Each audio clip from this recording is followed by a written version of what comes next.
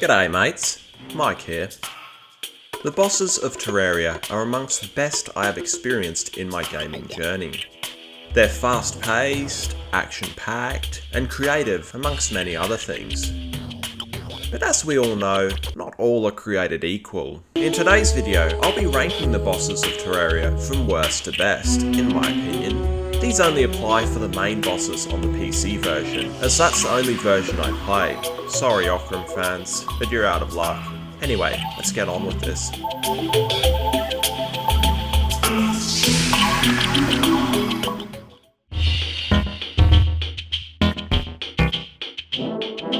This has to be one of the most obvious selections ever made. My least favourite Terraria boss of all time is King Slime. As useless as a block of dirt and as creative as Randy's stare, he really isn't a boss that I ever bother summoning on my own. The only half-useful items he drops are Gel and the Ninja set, but even then the Ninja set is an extremely early game set with a total of 9 defense. He doesn't even drop the entire set at once, it's random which piece you get. The fight itself is boring, with the slime just bouncing around with the mobility of a tank on a whoopee cushion. He also spawns blue slimes which only serve to provide the player with Gel. But the fight isn't the worst part. Most of the time, I choose not to bother summoning him the conventional manner, so the developers decided to shove him down our throats with the second worst event in the entire game. The Slime Rain. I hate it with a passion. One minute, you're just minding your own business, the next you're being pushed around by hundreds of annoying ass slimes. The only real use for King Slime and the Slime Rain is farming for Gel. But to summon King Slime, a slime crown costs 20 slime, 5 gold or platinum bars, and a ruby, which isn't a guaranteed find. I don't even bother with the Gel, just buy torches from the merchant instead.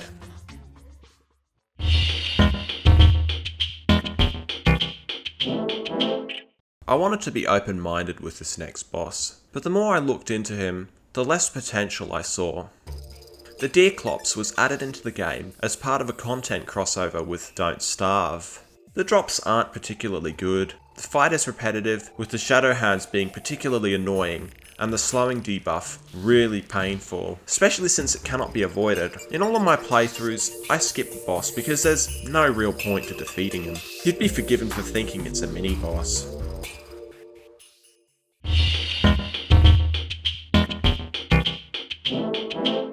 The next boss may come as a shock to some. In 16th is the Lunatic Cultist. The fight is boring. While attacks are varied, each attack really isn't too much different. All he does is float and attacks with a certain pattern.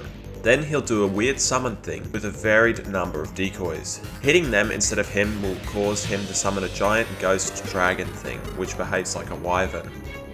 He is a transition boss for the lunar events. He can only be summoned once Golem is defeated, as in order to summon him, you must kill the cultists that spawn outside the dungeon. This opens the door up to accidentally summoning him without realising it. What I dislike most about the Lunatic Cultist is the lack of drops. All he will drop is his mask, some greater healing potions, and the Ancient Manipulator. At least the Ancient Manipulator can be used to craft powerful endgame items, such as the armor sets and tools. But I'd at least like to be able to obtain some weapons from the cultists, especially with all the different attacks he utilises.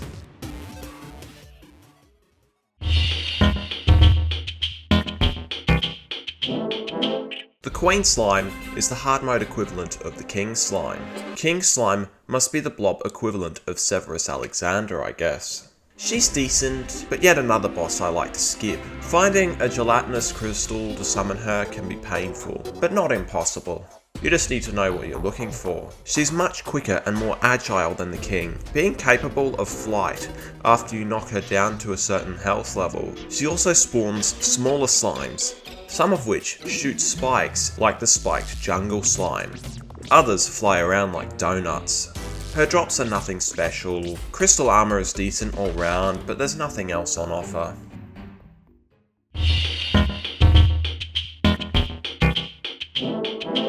Another hard mode boss I like to skip, Duke Fishron feels out of place. Perhaps this is because it's one of the first bosses they added after I bought the game. That still doesn't explain how well the Moonlord fits. To summon him, you must catch a truffle worm, which rarely spawns in the underground mushroom biome. This makes finding a single truffle worm rather irritating. At least now the underground mushroom biomes are significantly larger. Furthermore, they aren't as rare as they used to be. However, this does mean if you want to face this mutant shark, pig, dragon, hybrid thing, you must carry a bug net on you at all times. This is something I'm always too lazy to do, as I like keeping as much shit on me as possible. Perhaps this is why I'm not a hoarder in real life.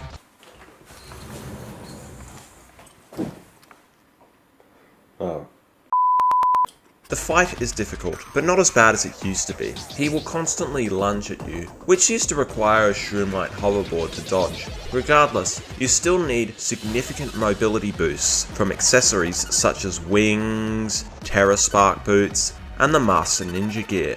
Once he's done with that, he'll either shoot bubbles in your direction or summon Sharknadoes, which spit out flying sharks.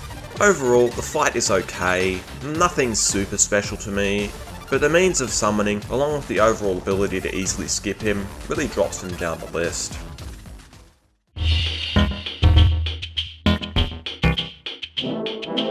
Next on my list is my choice for the lesser of the two World Evil bosses, the Brain of Cthulhu. If you asked me which boss I prefer either purely on aesthetics or back when I was a kid, I would have picked this one. So what's changed my mind? My initial gripe with the Eater of Worlds was how easy it is to defeat, not even requiring you to actually defeat the boss to get rewarded. However, the Brain is just as culpable here. Summoning it is a piece of cake, just like the worm. You break 3 Crimson Hearts, then you must kill all the creepers. Oh man! Just like the Corruption counterpart, they drop Crimson Ore and tissue samples, so you don't really need to fully defeat him. Then, once you kill the creepers before they explode, the Brain will open up, revealing it has a heart. It will become more aggressive, directly charging towards the player and randomly teleporting. It's the only boss to be affected by knockback, which most people use to full effect. The final nail in the placement coffin is the expert mode drop. In comparison to the Worm Scarf, the Brain of Confusion doesn't even come close to competing.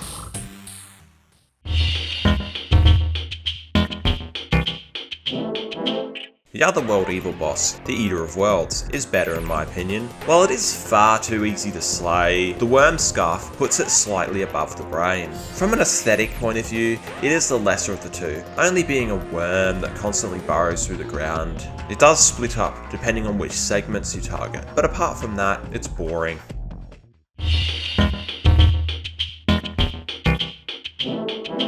This is a boss which surprised me. I used to just skip it, until I became an alchemist. Queen Bee has a surprising amount of depth to her. While her attacks are relatively straightforward, her unique early game and summoner drops more than make up for it. In order to summon her, you need to find a massive beehive located in the underground jungle. In these, you'll notice a huge lump of lava. Break this lava with a sword, or any weapon really. But before you do that, I recommend constructing a platform, as getting stuck in honey isn't exactly fun. She possesses 2 attacks. First, she'll lunge at you from side to side, which isn't too difficult to dodge, but it does make counter-attacking difficult. Then, she'll start shooting stingers and bees out of herself, which sounds weirder than it actually is. Once you defeat her, she'll drop a variety of interesting items. My personal favourites are the bee sword and gun, as these shoot groups of bees to attack your enemies. For summoners, her best drop is the bee wax, useful for bee armour and the hornet staff, but her universal use is allowing you to purchase Moonglow planter boxes from the Dryad, a vital ingredient for the Spelunker potion.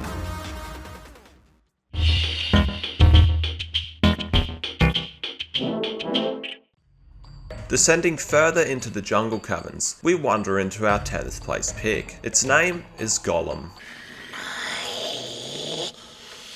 Precious. The only thing these two have in common is the name. He's an endgame boss found in the Lizard Temple using a Lizard power cell on the altar. I'm not really that fond of it, but its vitality is what really carries it. My distaste comes in how easy this boss is. It's not mobile at all, being forced to jump around clunkily like a mouse tank sitting atop a giant spring. It starts off by punching you with its giant fists. This can be easily countered by constantly attacking it.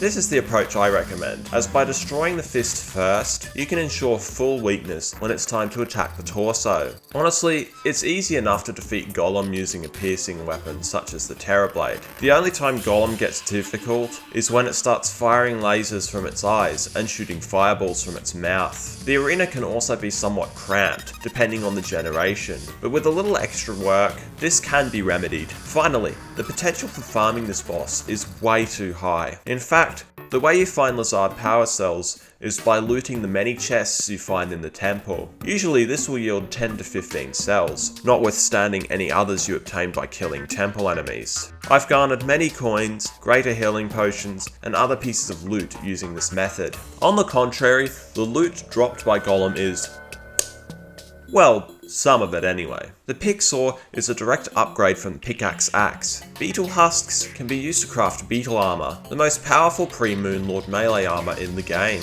And weapons such as the Stinger, Possessed Hatchet, and Staff of Earth can make quick work of your foes.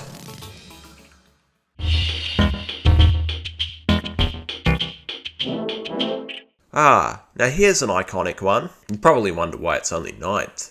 Like my team in 2022. The Wall of Flesh is one of the most recognisable bosses in Terraria history. Its importance to game progression can't be overstated. However, it has one major downside that can't be ignored: where you fight it. The Wall of Flesh can only be fought in the underworld, and considering the nature of the boss, being a moving wall of flesh and all, you're practically required to build an arena. This depends on skill level, but it's annoying enough to build an underworld arena alone, right after creating a elevator. You can theoretically get away with not building platforms if you have a decent grappling hook, but you still need to excavate a path through any building which stands in your way. The process goes from annoying to downright painful in higher difficulties. Whereas in classic mode, you can suffice with wooden platforms, expert mode and higher, lava slimes will burn through these platforms if killed, so you must use stone blocks or another form of platform. If you use stone blocks like I do, the lava dropped from slimes may pool up and further hinder you, so you have to drill holes in it. The actual fight itself isn't too painful if you're prepared right. The hungries can be a pain at times, but if you have a good weapon such as the volcano or water bolt, they'll quickly starve to death, providing you with health boosts alongside the leeches. The attack you must really watch out for is the lasers that the eyeballs shoot out. I like to not completely destroy the buildings, so they can provide cover. Once defeated, the drops are mediocre due to their randomness. Half the time, actually pretty much all the time, I get an irrelevant emblem for a class I despise. The Pwn Hammer is alright for progression, but other than that, there's not much. By far, the best thing the Wall of Flesh provides is progression. Defeating it triggers hard mode, an opportunity to grow further in power.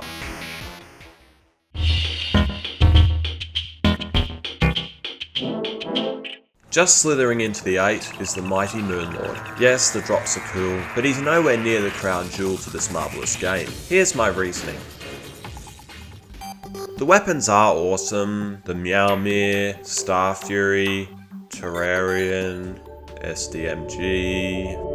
They're cool, okay, but they're pointless due to the end game. I'm not one to really play on once there's no more room for growth. If I wanted to collect and discover everything, I'd just play on journey mode. The fight is awesome. Going up against the largest and most intimidating boss in the game, with lots of different attacks and extensive debuffs, it's the hardest fight in the game by a long shot. Call me a noob all you want, but I can't remember the last time I beat the Moon Lord without utilising the Nurse. The true Eyes of Cthulhu and their attacks are particularly difficult to dodge, but the laser that comes out of the middle eye is the worst. But that's just how the end game rolls. The process of summoning him is painful, especially for first-time players. First, you must defeat the lunatic cultist to spawn the lunar event. Then, you're required to destroy all the lunar pillars by killing at least 100 of the difficult pillar-themed mobs, then taking the pillars down from 10,000 to 0 health. Keep in mind, there are 4 different pillars, tailored towards the 4 classes. After finally doing that, you have to wait another minute for the boss to actually summon. At least this gives you time to go to the nurse and quickly heal up.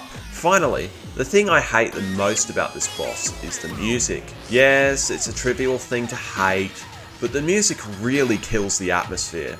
When you're fighting the final boss of a game, you expect the music to be epic, to represent the colossus of an obstacle you are required to overcome. Instead, we have this.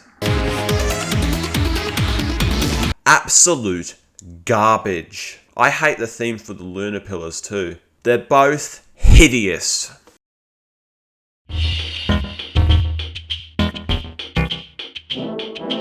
I'll be honest, the vast majority of next choices on this list are mostly due to nostalgia and how iconic they are, almost more of a sentimental preference, which is quite contrary to the man I like to be in real life. But this game has been around for so long, and most of us have played it to death, so be it, honestly.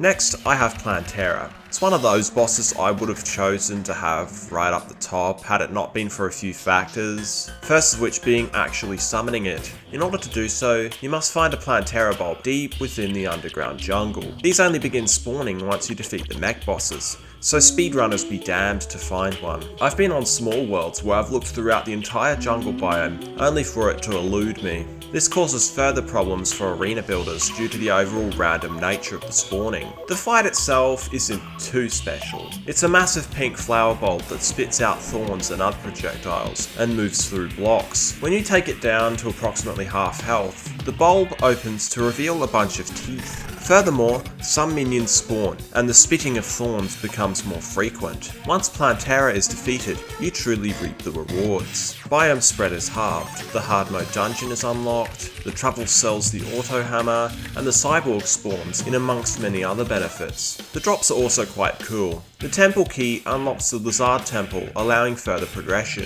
The seedler and flower pow are excellent choices for melee users. Wasp gun, nettle burst, and leaf blower take the mage's powers to the next level. But it's also the progression offered to summoners that is super beneficial. The witch doctor begins selling some excellent accessories for summoners such as the Hercules beetle and the Tiki armor. Pretty good boss, just annoying having to find the bulb.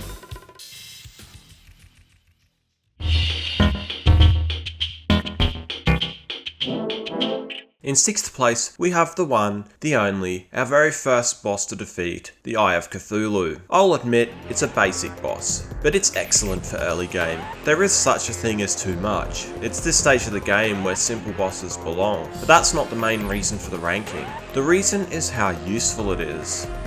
The eye may not be useful long term, but in the short term it provides Demonite/Crimton, used to craft many tools, weapons, and armour. At that stage, usually you'd stick to crafting the Light's Bane, or Bloodlust Cluster, Demon Bow, Tendon Bow, and maybe an axe. The Shield of Cthulhu is also a fantastic accessory for expert mode players. Attacks are straightforward. The eye starts out by hovering around the player, alternating between summoning minions of Cthulhu and charging towards you. Again, as with all bosses in the game, these attacks change once you eliminate half its health. The cornea will disintegrate, similar to Plantera's bulb, to reveal a mouth and sharp teeth. Then, it'll begin to charge more intensely towards the player. In expert mode, these attacks are almost impossible to dodge, often leading to the player only having a few hearts left when defeating it. Still, it's very iconic.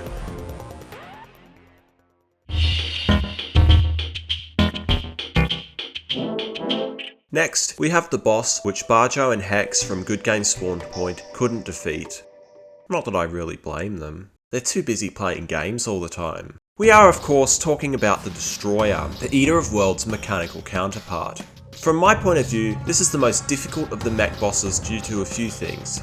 Unlike the Eater, it doesn't disintegrate into multiple worms, rather choosing to stay united until the very end. Next, it shoots quick red lasers towards the player, furthermore ejecting pods that shoot lasers when its health depletes. This boss can be made significantly less difficult with piercing weapons. I would recommend the Super Star Shooter, but stars aren't exactly easy to come by in large numbers. The next best options are the Magical Harp for mages, a bow/repeater with Jester's arrows for rangers, and I'll get back to you on the other two classes. Like the other mechanical monstrosities, the Destroyer drops its own soul and hallowed bars, useful for crafting weapons, tools, and armors.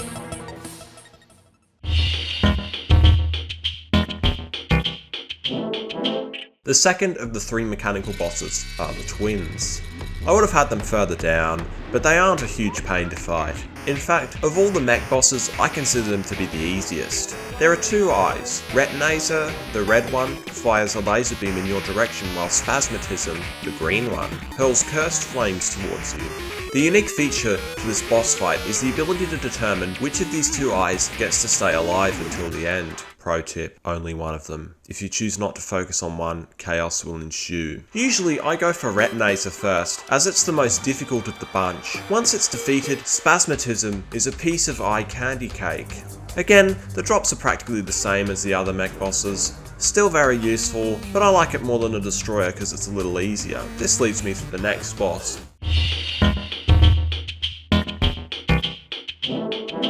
The best of the best, in regards to mechanical monsters, is Skeletron Prime. But why, Mike? Why rank it less than Skeletron? Well, that's just a personal preference in regards to nostalgia and how iconic Skeletron is. Also, Prime is inspired by the regular Skeletron, but moving on. Skeletron Prime is like Skeletron, but harder, and with a greater variety of attacks, considering how many arms it has. However, without the arms, all Prime is just a floating metal skull. The rewards are the same as the others. So, who is my favourite Terraria boss of all time? Time to find out.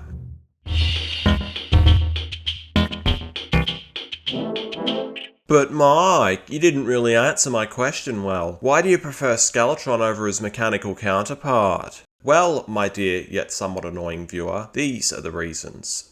Because it's the first of the two bosses to fight, the experience feels more unique and original than with Prime.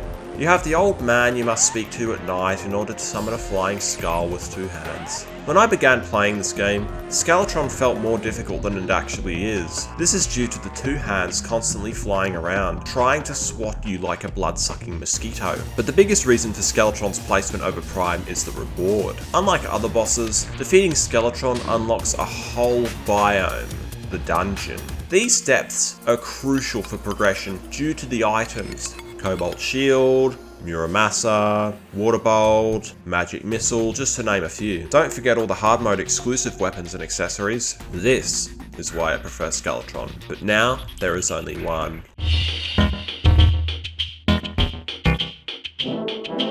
My pick for the best boss in Terraria, at least in my opinion, is the Empress of Light. I've chosen her because her variety in attacks, her aesthetics, and her drops. In particular, her expert mode accessory. Her attacks vary widely, from prismatic bolts to ethereal lances. Her mobility is impressive, albeit expected. The attacks also look different enough to be considered unique, whilst not swaying too far away from the theme. She is the second most difficult boss in the game, though that's probably because she's one of the newer bosses to be added and I don't play her too much. Still, she's the one I get most frustrated to play in expert mode due to difficulty. The drops are epic. My favourite non-expert mode things include the Stellar Tune, Terra Prisma, and Kaleidoscope, but in expert mode, she drops, by far, the best accessory in the game. The Soaring Insignia.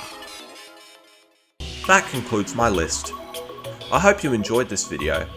Don't forget to like, share, comment, and subscribe. You can also become a member and purchase some merch from my store. I really appreciate it, especially in today's economic environment. Have a nice day.